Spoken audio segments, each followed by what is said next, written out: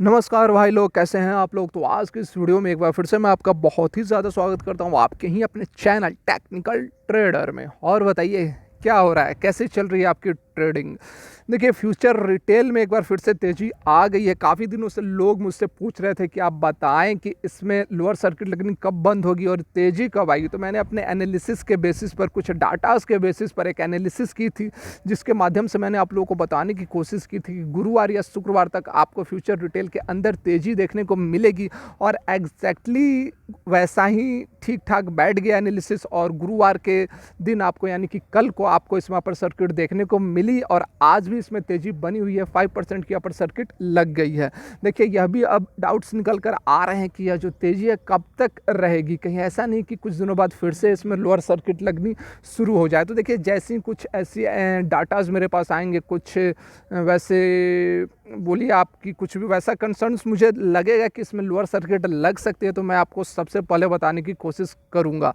देखिए, आज के इस वीडियो में यदि हम बात करें तो जो डील साइन हुई थी फ्यूचर ग्रुप और रिलायंस ग्रुप के बीच में, उस डील को लेकर कुछ प्रॉब्लम्स यहाँ पर निकलते हुए दिख रही है, कुछ कंसर्न्स यहाँ पर दिख रही है। जो कंपटीशन कंट्रोलर ऑफ इंडिया है, जो रेगुलेटर, कंपटीशन रेगुलेटर है, उसका अप्रूवल भी काफ़ी यहाँ पर ज़रूरी है। उसके बाद ही डील जो है, देखिए कागज़ पर तो डील साइन हो चुकी है, लेकिन अभी अभी प्रैक्टिकली डील का जो काम है, जैसे कि यदि बिग बाज़ार की भी बात करें तो बिग बाज़ार का भी काम अभी बंद हो चुका है।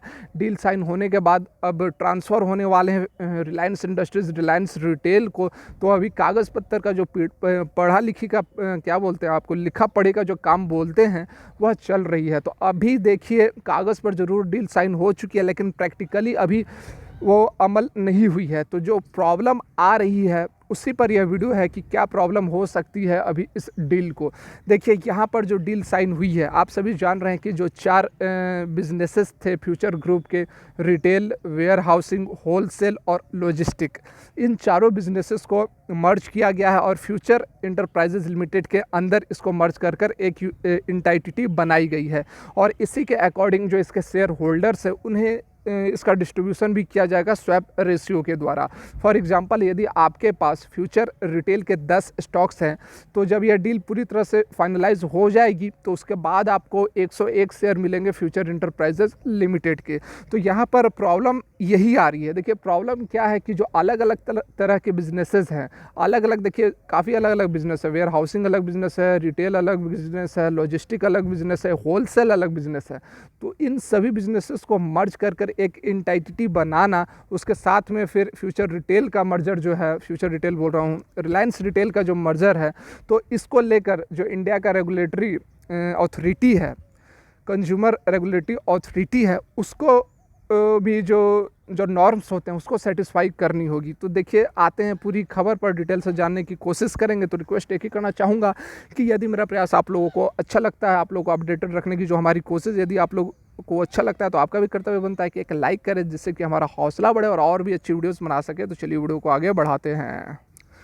तो इस खबर के ऊपर हम आ गए हैं, ब्लूमबर्ग पर हम हैं। यहाँ पर आप देख सकते हैं जो खबर निकल कर आ रही है, Reliance future group deal the CCI scrutiny. देखिए, यहाँ पर सीसीआई से मतलब है कंपटीशन कंट्रोलर ऑफ इंडिया या फिर कंपटीशन कमीशन ऑफ इंडिया। यहाँ पर देखिए, जो प्रॉब्लम आ रही है, जैसा कि मैंने अभी आप लोगों को बताया, ये वही बात यहाँ पर बताई गई है।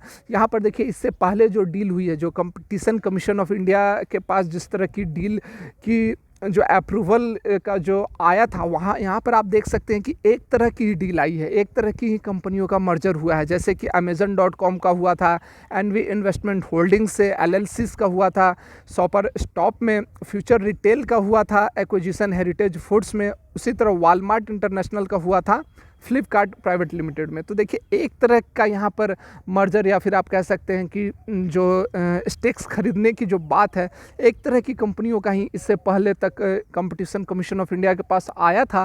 लेकिन यह एक अलग तरह का जो डील साइन हुई है, अलग अलग तरह के बिजनेसेस हैं, जिसके कारण कि यहाँ पर थोड़ी बहुत प्रॉब्लम हो रही है कंपटीशन कमीशन ऑफ इंडिया को। यहाँ पर देखिए, वही बातें कही गई है। यहाँ पर आप देख सकते हैं, मैंने आपको बता दिया है, आपका टाइम वेस्ट ना हो, और जो मेन बातें हैं मैंने आपको उससे निकाल कर बता दिया है। यहीं पर आप देख सकते हैं, 4 verticals for in retail where wholesale logistic warehousing will be looked at as a separate market which are linked to each other. तो वही बातें यहाँ पर कही गई है। यहाँ पर जो आगे बात बताई जा रही है कि जो रेगुलेटर है, जो कंपटीशन कमीशन ऑफ इंडिया है, उसको एग्जामिन करना होगा वर्टिकल और हॉरिजॉन्टल ओवरलैप्स दोनों को। यहाँ पर हॉरिजॉन्टल ओवरलैप का मतलब बताया जा रहा है कि जो सिचुएशन, वैसी सिचुएशन जिसमें कि दो से ज़्यादा पार्टीज़ हो और कंपटीशन हो एक ही तरह के प्रोडक्ट का, एक ही तरह का मार्केट में जब कंपटीशन होती है तो उसे कहते हैं हॉरिजॉन्टल ओवरलैप। और वर्टिकल ओवरलैप में यहाँ पर होता है कि the parties are involve in different stage of supply chain for a product और सर्विसेज। देखिए यहाँ पर सप्लाई चेन में जब कंपटीशन होती है तो वह होती है वर्टिकल ओवरलैप, और जब प्रोडक्ट तैयार हो जाती है और उसके अंदर जब मार्केट में कंपटीशन होती है तो वह होती है हॉरिजॉन्टल ओवरलैप। तो वर्टिकल और हॉरिजॉन्टल ओवरलैपिंग दोनों का असेसमेंट करेगी अप्रूव करने के लिए कंपटीशन कंट्रोलर ऑफ इंडिया।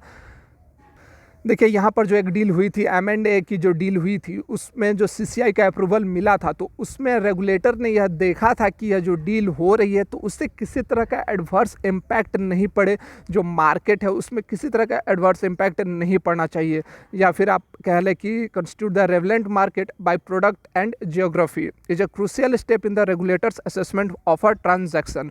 तो देखिए यहाँ पर जो डील हो रही है उसका भी असेसमेंट करना होगा कि जो कंपटीशन, पहले से जो कंपटीशन है, जैसे कि डीमार्ट वगैरह भी फ्यूचर रिटेल का ही काम करती है, फ्यूचर रिटेल बोल रहा हूँ मतलब कि रिटेल का ही काम करती है डीमार्ट, तो पहले से जो कंपटीशन ऑलरेडी मार्केट में है, इस डील के साइन होने से उस तरह के कंपटीशन में कोई एडवर्स इफेक्ट नहीं पड़नी चाहिए। इसका असेसमेंट करेगी, उसके बाद ही अप्रूवल आपको मिलने वाली है।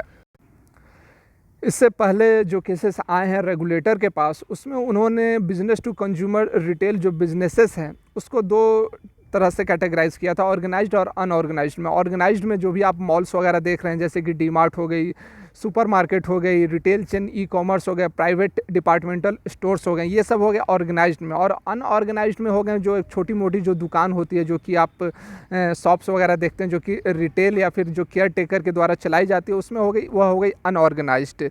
और इसमें देखिए ऑर्गेनाइज्ड को भी फर्दर डिवाइड किया है, जिसमें कि आप जैसे कह सकते हैं कि फूड और बिवरेज का हो गया, क्लॉथिंग एंड टेक्सटाइल हो गई, ब्यूटी एंड पर्सनल केयर हो गई। तो बहुत तरह के केसेस आए हैं कंज्यूमर के पास। कंज्यूमर मतलब ये जो अप्रूवल है, जिसको कि अप्रूव करना है, CCI की मैं बात कर रहा हूँ। यहाँ पर देखिए और भी केसेस आए हैं जैसे फूड एंड ग्रोसरी के, लेकिन पहली बार ऐसा है, यहाँ पर आप देख सकते हैं, लेकिन पहली बार ऐसा है, ये देखिए, but in none of the earlier cases where the regulator has talked about retail market segregation. देखिए जो रिटेल मार्केट का सेग्रीगेशन अभी जो करने वाली है, यह पहली बार आया है, इसलिए मैं आपको कंसर्न्स जो हैं वो मैं आपको बताने की कोशिश कर रहा हूँ कि यहाँ पर जो रिटेल बिजनेसेस को अलग अलग करना थोड़ी समस्या बन रही है। और इससे पहले कोई वैसी मार्केट डिफिनीशन भी नहीं है जिससे कि वह जो फ्यूचर और रिलायंस का जो डील हुआ है उसको अलग अलग कर सके। यहाँ पर जो भी डील हुई है देख सकते हैं आप, every segment of the market, जैसे कि इलेक्ट्रॉनिक्स, फूड, ग्रोसरी, उसको अलग अलग करके असेसमेंट करना होगा। मतलब जैसे पहले डील होते आ रही थी, जैसे केसेस CCI के पास जा रहे थे, उस तरह से यह अलग केस, और इसका असेसमेंट करने में समय लगेगा, कुछ हर्डल्स हो सकते हैं, कुछ परेशानियाँ हो सकती हैं, तो समय भी एक्सटेंड हो सकता है इसके डील को प्रैक्टिकली मतलब वर्क करने में। यहाँ पर देखिए अच्छा खासा फ़ायदा होते हुए हमें यहाँ पर दिख रहा है रिलायंस रिटेल के बिज़नेस को भी। आप देख सकते हैं कि जो रिलायंस रिटेल का बिज़नेस था उसका शेयर जो है 22% से 38% पर जा चुका है। यहाँ पर जो एक कंपटीशन अब यहाँ पर हमें देखने को मिलेगा, जो रिलायंस रिटेल का जो ग्रोसरी मार्केट है उसमें एकमात्र कंपटीशन यहाँ पर डीमार्ट के द्वारा देखने को मिल रहा है, जो कि इससे पहले तक सिंगल पॉली थी, अब डुओ पॉली हो गई है डीमार्ट के लिए।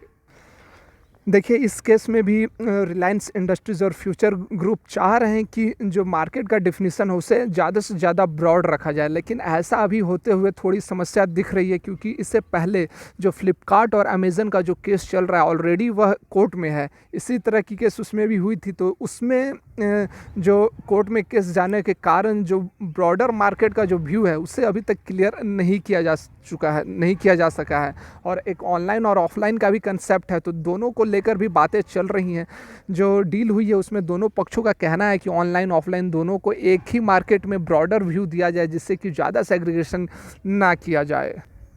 तो देखिए जो कंसर्न्स निकल कर आ रहे हैं मैंने आप लोगों के सामने रख दिया है। देखिए यहाँ पर इसका इम्पैक्ट क्या पड़ सकता है। इसका इम्पैक्ट यही पड़ सकता है कि आने वाले समय में डील में थोड़ा समय और लग सकता है, डील थोड़ी लंबी चल सकती है। तो उसके कारण जो इसके स्टॉक्स हैं रिटेल वगैरह इंटरप्राइजेज वगैरह, उसमें आपको थोड़ी और वेरिएशन कह सकते हैं या फिर वॉलेटिलिटी आपको ज़्यादा देखने को मिल सकती है। जब से यह डील हो जाएगी और जब प्रैक्टिकली काम चालू हो जाएगा उसके बाद ही जाकर आपको अच्छी एक रैली रिटेल या फिर फ्यूचर इंटरप्राइजेज लिमिटेड के अंदर भी देखने को मिलेगी।